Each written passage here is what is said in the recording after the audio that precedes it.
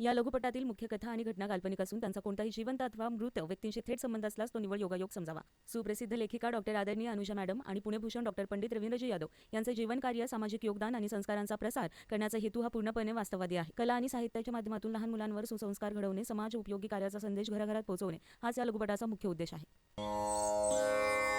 सारे ग म म म प म प ग म प ध प म ग म रे रे रे सा।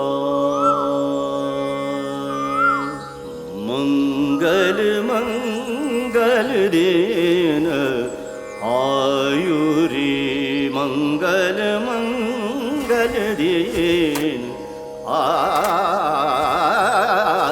मंगल मंगल दिन आयु मंगल मंगल दिन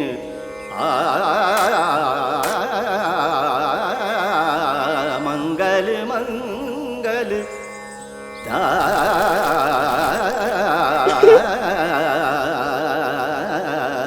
मंगल मंगल दिन आयुरी मंगल मंगल दिन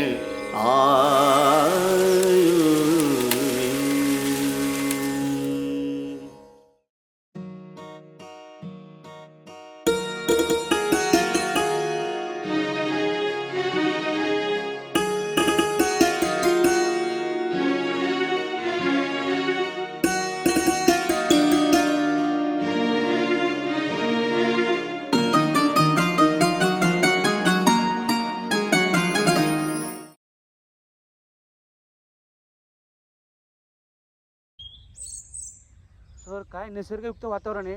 हो सर, फारच छान वातावरण हो आहे. हो, आज वेगळंच वातावरण आहे। हो सर आवाज येतो का तिकडे? हो, आवाज येतोय. बघू आपण जायचं का आपण तिकडे? जाऊ ना जरूर. जाऊया आपण। मग कसं चाललंय सर, व्यवस्थित ना? हो हो, आहे जगाणी जगू द्या, आयुष्य हे सुंदर आहे, जगाणी नमस्कार मॅडम. जगू द्या। नमस्कार। आम्ही इकडनं चाललो होतो, बरं. आपला तो गाण्याचा आवाज ऐकला बरं. आणि आम्हाला छान वाटलं। बरं बरं, तर धन्यवाद। आम्ही आपल्याशी बोलू शकतो का? नक्कीच, या ना, बसा, बोला। मॅडम, आपली एवढी पुस्तकं दिसत आहेत, आपण लिखाण पण करताय आणि हो. गाणं पण गाताय, आपण नक्की कार्य काय करताय? आम्हाला ऐकून घ्यायला निश्चितपणे आवडेल। नक्कीच नक्कीच। मी अनुजा कल्याणकर, माझी पुण्यामध्ये कल्याणुरव कल्याणकारी सामाजिक संस्था आहे। ही संस्था गेली अनेक वर्ष अनेक उद्दिष्ट घेऊन सामाजिक, शैक्षणिक, सांस्कृतिक क्षेत्रामध्ये अनेक उपक्रमाच्या माध्यमातून कार्यरत असते। खूप सुंदर मॅडम. मला एक प्रश्न विचारायचा आहे, तुम्ही या क्षेत्रामध्ये कसे का वळलात? याचं कारण म्हणजे माझे वडील श्री गुंडेराव कुलकर्णी यांना राजकारणापेक्षा समाजकारण जास्त आवडायचं, त्यामुळे मला लहानपणापासूनच समाजाबद्दलची जाणीव झाली। आणि सामाजिक विचारांचा मला वडिलांकडून वारसा लाभला। आणि समाजामध्ये माझे वडील वकील होते, त्यामुळे बरेचसे लोक काही त्यांचे प्रॉब्लेम असतील तर यायचे बैठकीमध्ये विचारायला की काय करायचं बा, शेत जमिनीचा प्रॉब्लेम असेल, घरातले काही कुटुंबामधले कलह असतील, तर मग मला तेव्हा जाणीव व्हायची की बाबा, ह्या समाजामध्ये भ्रष्टाचार चालतो आहे, मानवता का दिसत नाहीये, बंधुता दिसत नाही, समता दिसत नाही, न्याय मिळत नाहीये। यामुळं मला असं वाटलं की आपण मानवता मूल्य रुजवण्यासाठी काहीतरी काम केलं पाहिजे। यामुळे मग मी म्हटलं हे काम साहित्यातून चांगल्या प्रकारे होऊ शकतं, संगीतातून होऊ शकतं, निसर्ग तर आपल्याला बरंच काही शिकवत असतो, तर या क्षेत्रातून आपण काहीतरी करूयात, या दृष्टीने मी या क्षेत्राकडे वळले। अरे वा. कसं असतं ना, आपल्याला आपल्या आयुष्याच्या जीवन वाटेवर अनेक रंग भेटत असतात, मग ते सुखदुःखाचे असतील, स्वार्थ परमार्थाचे असतील, आनंदाचे असतील। मग आपल्याला काही रंग आवडतात, काही आवडत नाहीत, काही म्हणजे थोडक्यात काही हवेहवेसे असतात, काही नकोसे पण असतात। पण मला असं वाटतं साहित्याचा, संगीताचा, निसर्गाचा, पर्यावरणाचा रंग आहे तो शाश्वत आहे, चिरकाल टिकणार आहे, म्हणून यासाठी आपण काम केलंच पाहिजे। माझं विशेष म्हणजे निसर्ग, संगीत, साहित्य आणि मानवी जीवन याचा परस्पराशी काय संबंध आहे, यातून काय घडू शकतं चांगलं, हा एक माझा चिंतनाचा अभ्यासाचा विषय आहे। यात मी PhD पण केलेली आहे। मला कवितेतून व्यक्त व्हायला खरं तर जास्त आवडतं। माझी एक निसर्गाचं देणं म्हणून कविता आहे। मायेचं मातृत्व पित्याचं दातृत्व ढगाचा नारा रंग स्वप्नात होतो दंग निसर्गाचं देणं सौभाग्याचं लेणं एकाच अंगी जाणलं ग मानलं ग अंगीकारलं ग टप टप वाजती थेंब धरतीवर छम छम बोलती लय वळणावर. छान. असं हे निसर्गाचं देणं आहे. जसे आपल्याला आई वडील जन्म देतात तसं निसर्ग आपलं पालन पोषण करत असतं.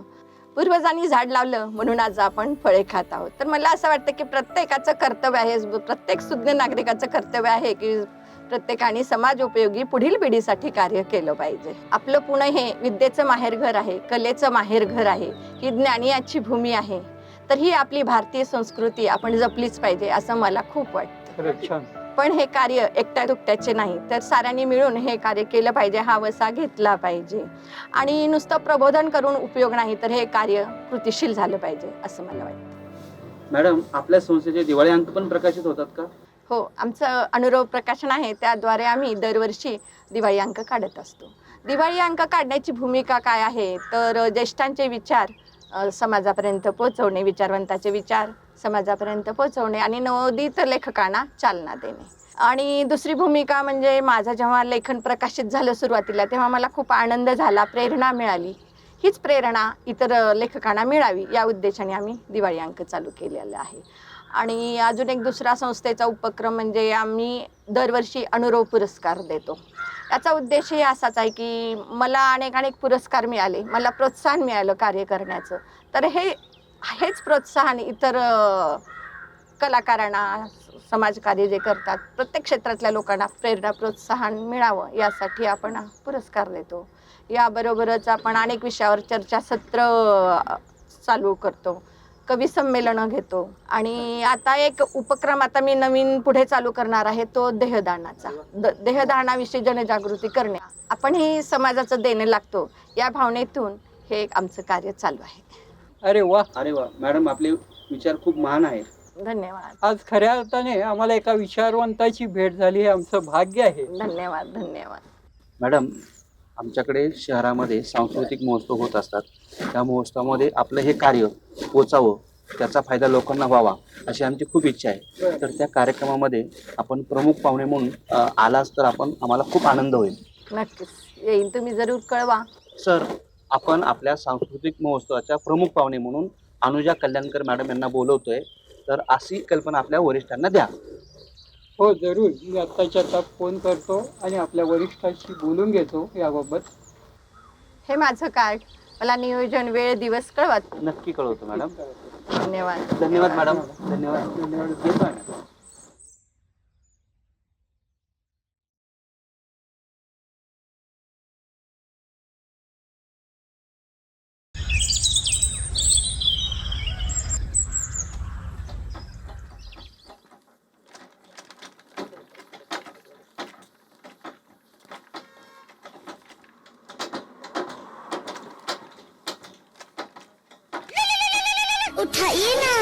उठाइए ना. हॅलो, माझं मामा हॅलो. ब्लाऊज झालं का? कोण बोलतंय? ब्लाऊज झालं बरं. उद्या मिळते ब्लाऊज, अहो, आज मामा, काय ऐका. उरकणार नाही, माझ्या मागे मामा, गडबड आहे. अक्का.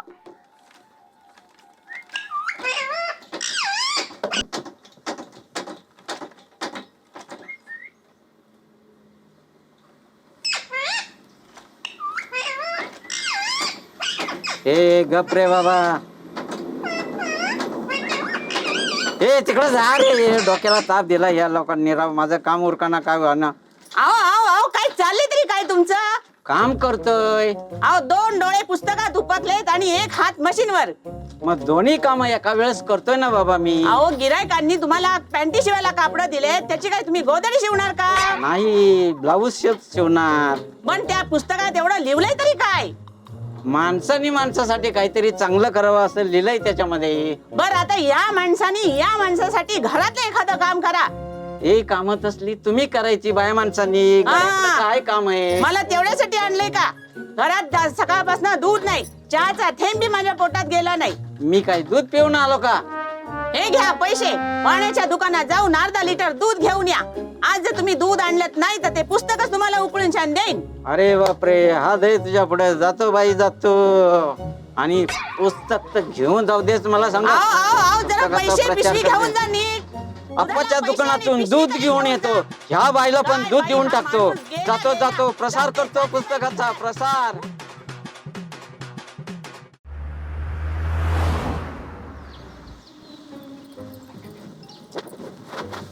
काय माणूस आहे कुठं चाललाय हा? गोंद्याची आहे गोंद्याची आहे. अगं मंगे तू कशा पाय माझ्या नावानं बोंबलतेस? अगं हायच तर कुठं तू? अगं हाय इथंच. अगं काय सांगू? काय झालं आता? अगं, काय तुझ्या नवऱ्याने अवतार करून घेतलाय ग? आता काय ते केलं त्यासनी? अगं सगळं गाव हसल बघ त्याला. ते कशा पाय? अगं तुझा नवरा जे पुस्तक वाचतोय वय जी तेच पुस्तक माझा नवरा बी वाचतोय. अरे कर्मा काय हाय तर काय ते पुस्तक? आता मला काय माहित त्या पुस्तकात काय हाय ते म्हणून तुला सांगू. परत जाऊ दे, पुस्तक वाचतात नव्हे, बर वाचू दे. बर वाचू दे. काय ते ज्ञान ते घेऊ देते. बर बर बर हा? बर. बाकीच्या नवऱ्यावानी तर नाहीत ना आपलं नवरा. म्हणजे ग काय वंगाळ काम करतात नाही ना आपला अगं नाही नवरा? ग नाही बाई नाही. हा. बरं समजलं. आता काय? अगं काय अवतार करून घेतलीस तू? आता काय झालं आणि अगं सकाळी लवकर उठ, हे कशा पाय? व्यायाम बियाम कर. आता व्यायाम पण करायचा. मग मी उद्या सकाळी येते बघ तुझ्या घरला. आता कशा पाय? दोघी मिळून जाऊया की ग योगाला? कशासाठी? हा? योगाला? व्यायाम करूया. बर चल बाई मी जाते घरला. अगं जराशी मशरी तरी लाव. नको नको बाई. अगं का ग? अगं माझ्या नवऱ्याने कधीच माझी मेसेज सोडली ती. अगं जराशी लाव. अगं लई काम आहेत ग घरात. आता कसली कामं तुला अगं आणखी? शेण काढायचंय, गोटा साफ करायचाय, दूध काढायचंय. चल जाते बाई मी. लय मोठी कामाची. जाऊ दे जाते मी पण.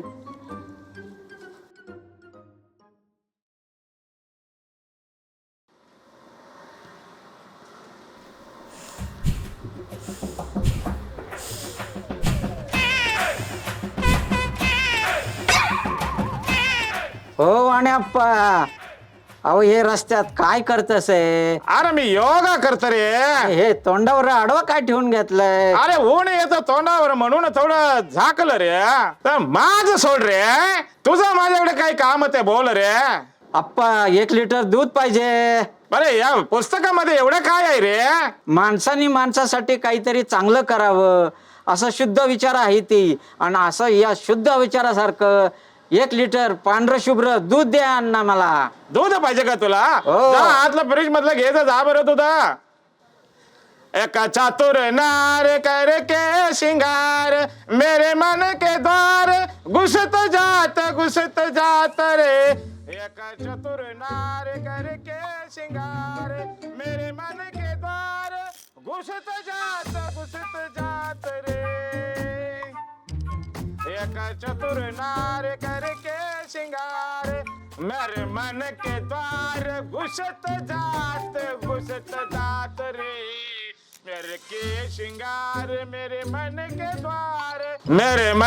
द्वार घुसत जात रे. अरे वसंता, अरे हे काय तू दही आणलं की रे?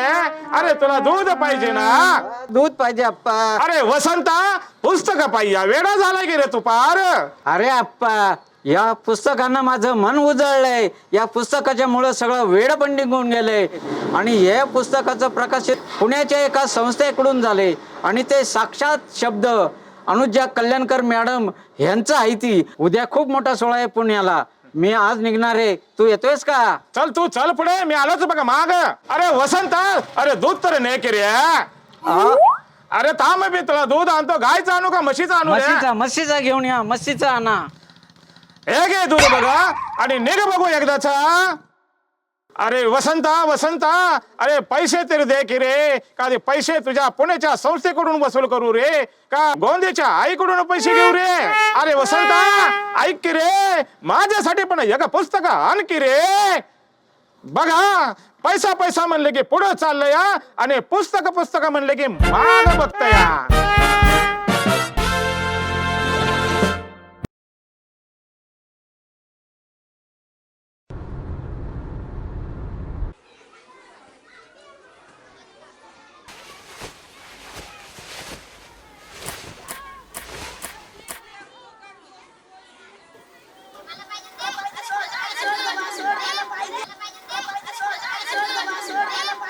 ड्रायव्हर गाडी थांबा. अरे मुलांनो काय करताय हे? अरे अरे अशी झाडं फेकायची नसतात मुलांनो. तुम्हाला झाडांविषयी नाही का माहिती काही? झाडाचं महत्व माहिती आहे की नाही? झाडाचं महत्व माहिती आहे ना आपल्याला? आपल्याला अन्न कोण देतं? तर हे झाडं देतात. आपल्याला कपडे कोणामुळे मिळतात? तर आपल्या झाडांमुळे मिळतात. अशी झाडे फेकायची का?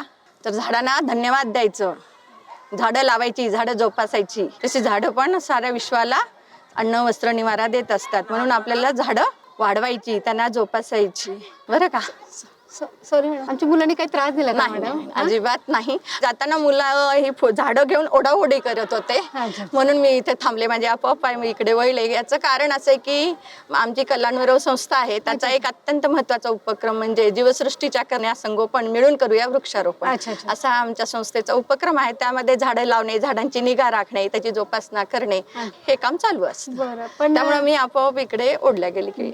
बरोबर. मग मी ओळखलं नाही काय?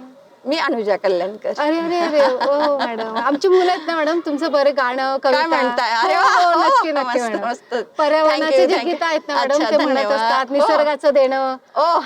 आमची मुलं मस्त. अधून मधून ते म्हणत असतात वा, मॅडम. मस्त, आम्हाला मस्त. खरंच खूप खूप छान बरं वाटलं. मलाही मॅडम, ऐकून खूप की छान तुम्ही आमच्या वाटलं. शाळेत आला. खूप बरं वाटलं. धन्यवाद. मला वाटलं आमच्या मुलांनी काही त्रास दिला की अजिबात काय, असं नाही. वाटलं मला. काय मुलांना समजलं ना तुम्हाला? झाडे लावा, झाडे जगवा. शाबास. थांबा मॅडम, थांबा ना. एवढं मोठं व्यक्तिमत्व आमच्या शाळेत आलं. चला ऑफिस मध्ये जाऊयात मॅडम. चला. नाही, आता मी कार्यक्रमाला निघालेली आहे. परत नक्की भेटू नक्की. आपण निवांत. नक्की नक्की या मॅडम, मी वाट बघू. नक्की. छान. Okay, thank you madam. भेटून छान वाटलं. Okay, bye.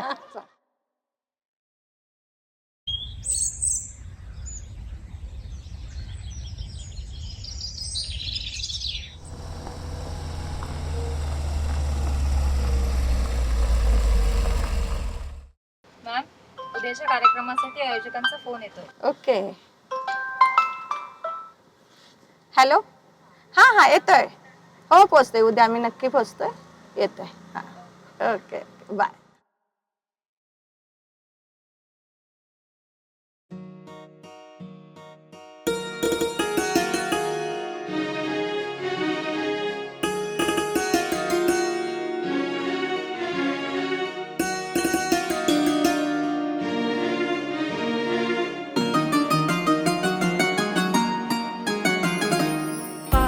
फुलात वेली कळीत भिजला गमन माझा, बेभान होऊन नाचू लागला, झालं ग विडपिसा.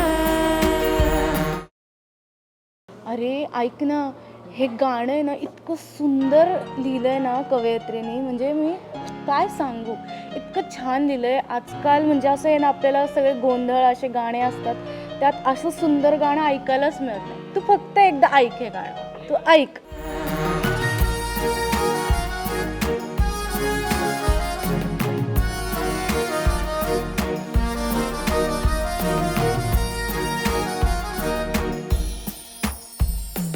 त्या बाजूला त्या रम्य तळ्यात झुंबड घालीत कोण, बदकांची ती माळ होऊन धावत एका मागून, तल्लीन होऊन रंगून जाऊन आतुरलं मन माझं, बेभान होऊन नाचू लागलं, झालं ग विडपिस,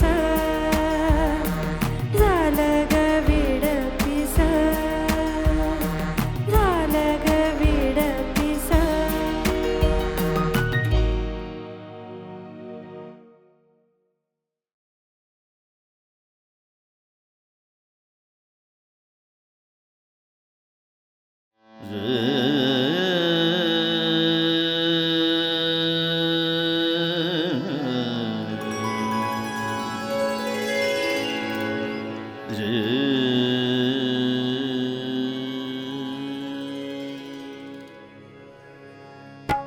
अरे नंदलाल तो से बोलू ना, अरे नंदलाल तो से बोलू ना, अरे नंदलाल तो से बोलू ना, अरे नंदलाल तो से बोलू ना.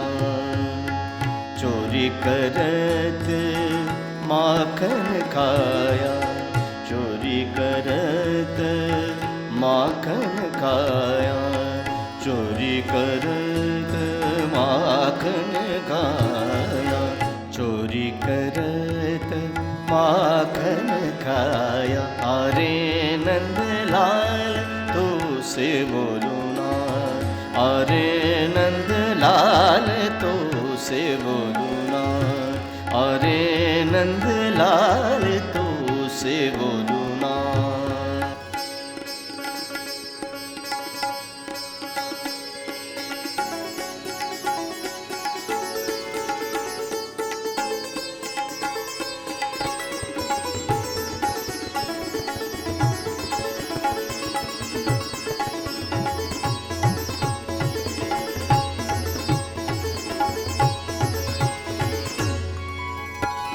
अरे नंदलाल तो से बोलो ना अरे नंदलाल तो से बोलो ना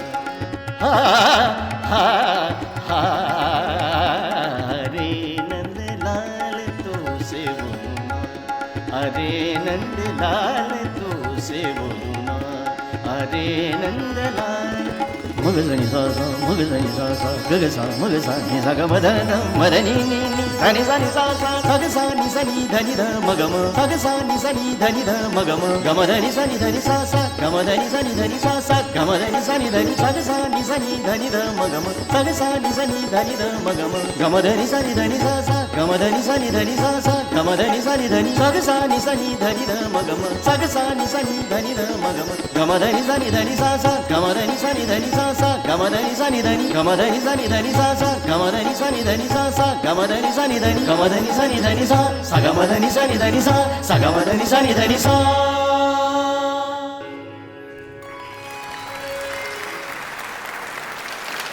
वाह, क्या बात है सर, फारच सुंदर. रसिको हो, गंधर्व नगरी या सांस्कृतिक कार्यक्रमाच्या मंचावरती आज आपण साक्षात सुरांचा सुवर्णकाळ अनुभवलाय. ज्यांच्या सुमधुर सुरांनी आपल्या संपूर्ण मनावर आणि आत्म्यावर सात्विक संस्कार केले, ते केवळ एक उत्तम गायक नसून गुरुकृपा संगीत सामाजिक संस्थेचे आदरणीय संस्थापक आहेत, ज्यांनी आपल्या संस्थेच्या माध्यमातून अनेक नवोदित कलाकार घडवले आणि समाजाला संगीताचा वारसा दिला. असे संगीतात पुणे भूषण पुरस्कार प्राप्त गायक डॉक्टर पंडित रवींद्रजी यादव सर. आणि सरांनी आज आपल्याला इतकं गोड गायन ऐकवलं, त्याबद्दल मी तुमच्या वतीने आणि गंधर्व नगरीच्या सांस्कृतिक कार्यक्रमाच्या वतीने सरांचे मनापासून आभार मानते. धन्यवाद सर. रसिक हो, टाळ्या आता थांबल्या नाही पाहिजेत, कारण आता आपण आमंत्रित करणार आहे एका अशा व्यक्तींना ज्या गाण्याने आज आपल्याला मंत्रमुग्ध केलं, ज्या गाण्यातल्या शब्दांनी थेट आपल्या मनाला स्पर्श केलं, त्या अलौकिक शब्दांच्या निर्मात्या थोर कवयित्री आज आपल्या या सभागृहात उपस्थित आहेत. होय, मी बोलतीये कलानुरव कल्याणकारी सामाजिक संस्थेच्या संस्थापिका आदरणीय कवयित्री संगीतकार अनुजा कल्याणकर मॅडम यांच्याबद्दल. डॉक्टर अनुजा कल्याणकर मॅम म्हणतात, यशस्वी होण्यामागे कुटुंबाची साथ आवश्यक असते. आईचे आशीर्वाद, यजमान श्री रवींद्रजी कल्याणकर यांचे प्रोत्साहन आणि संपूर्ण कुटुंबाची साथ हेच माझं पाठबळ आहे. आणि अशा प्रत्येकाच्या आयुष्यात रंग भरणाऱ्या महान व्यक्तींना मी आता गंधर्व नगरीच्या मंचावरती आमंत्रित करते. जोरदार टाळ्यांनी आता आपण स्वागत करूया डॉक्टर अनुजा कल्याणकर मॅम यांचं. मॅम, मी तुम्हाला विनंती करेल की कृपया आपण व्यासपीठावरती यायचं. या प्लीज मॅम का. नमस्कार. गायक, संगीतकार, गीतकार डॉक्टर पंडित रवींद्रजी यादव सर या गंधर्व नगरीचे सांस्कृतिक महोत्सवाचे आयोजक आणि सर्व रसिक श्रोते, आज या गंधर्व नगरीत येऊन स्वरगंधर्व डॉक्टर पंडित रवींद्रजी यादव सरांचं अलौकिक स्वररंगात रंगलेलं, भावरंगाने ओतप्रोत भरलेलं, आर्त मधुर स्वरांनी भारलेलं गाणं ऐकून मीही कमालीची भारावून गेले. मन अगदी तृप्त झालं. समाधिस्थ झालं आणि माझीच रचना ऐकून मी तर अगदी निशब्द झाले. सप्तसुरांचा रंगीत वारा, संगीताच्या कोसळती धारा, सप्तरंगाच्या कलाविष्कारात आसमंत हा मंत्रमुग्ध सारा. अशी स्वरानुभूती आज आली आणि मी संगीत विश्वामध्ये रममाण झाले. संगीत म्हणजे काय, संगीताची जादू म्हणजे काय, तर संगीत ही एक मनपटलावर उमटलेली गोड संवेदना आहे. संगीत गर्भसंस्कार, अनेक रोगावर उपचार म्हणून सुद्धा लाभदायक आहे. स्वरातून, शब्दातून, संगीतातून निर्माण झालेले हे जीवन वाटेवरील अनुभवाचे आयुष्यरंग डोळ्यासमोर साकार करणे हेच तर कलेचं फलित असतं. शब्द माझा श्वास, संगीत माझा ध्यास, दाही दिशा पसरवूया संस्कृतीचा सुवास. संस्कृती म्हणजे सर्वसमावेशक विचार करून निर्माण झालेली कृती. आपली भारतीय संस्कृती ही साऱ्या विश्वाला मिळालेलं वरदान आहे. ती चिरकाल टिकली पाहिजे, जोपासली गेली पाहिजे. मानवतेचा प्रतिबिंब असणारा निसर्ग, पर्यावरणाचा रंग, अध्यात्माच्या जवळ नेणारा संगीताचा रंग. माझ्या मते ज्यात समाजाचे हित आहे ते खरं साहित्य आणि अशा साहित्यातून झळकणारा संवेदनशीलता जागी करणारा, सुपरिवर्तनाची ताकद असणारा साहित्याचा रंग आणि अशा घटकामधूनच शाश्वत होतो तो मानवतेचा रंग. मग अशा रंगाची बरसात झाली तर मानवी आयुष्याचा रंगमंच नक्कीच उजळणार, विश्वशांती अनुभवायला मिळणार. खरं तर हा सारा खटाटोप कशासाठी असतो बरं, तर आयुष्य सुंदर होण्यासाठी. आयुष्यात सुखाचा, आनंदाचा रंग बरसावा म्हणून या भूमिकेतूनच संस्थेचं आकारलेलं आमचं स्लोगन आहे, आयुष्य सुंदर आहे, जगा आणि जगू द्या. मला एवढंच तळमळीने, कळकळीने सांगावं असं वाटतं की प्रत्येकाने आपापल्या रांगोळीत रंग भरताना इतरांच्या रांगोळीचा बेरंग झाला नाही पाहिजे. आपली स्वप्नपूर्ती करताना इतरांच्या स्वप्नांच्या आभाळात शिरकाव न करता त्यांच्याही भावनेचा, त्यांच्या स्वप्नांचा आदर केला पाहिजे. मग नक्कीच प्रत्येकाचं आयुष्य सुंदर निरामय होईल. थोडक्यात काय तर माणसाने माणसाशी मानवतेने वागले तर मुळीच कायद्याची गरजसुद्धा भासणार नाही. मिळालेलं मौलिक आयुष्य सुंदर आहे, जगा आणि जगू द्या. माणसातील माणूस पण मानवतेतून शोधूया. आयुष्यरंग, आयुष्यरंग, आयुष्यरंग या गंधर्वनगरीच्या सांस्कृतिक महोत्सवामध्ये आमंत्रित केले त्याबद्दल सर्वांचे मनपूर्वक धन्यवाद. जय हिंद, जय भारत.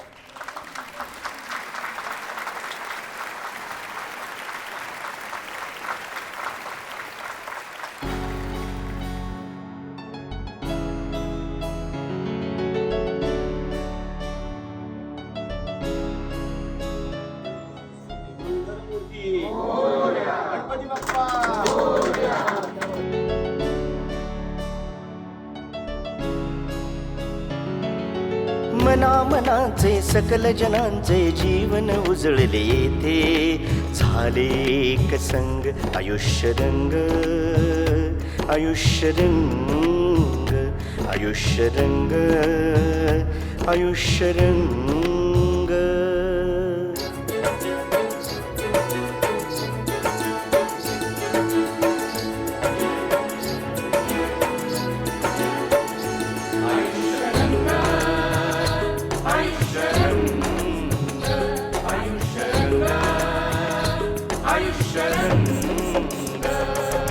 समजून घ्यावे, उमजून द्यावे भावनांचे हिंदोळे. झाले आत्मरंग, आयुष्यरंग, आयुष्यरंग, आयुष्य. ही आहे आमची आयुष्यरंगाची आयुष्यरंग.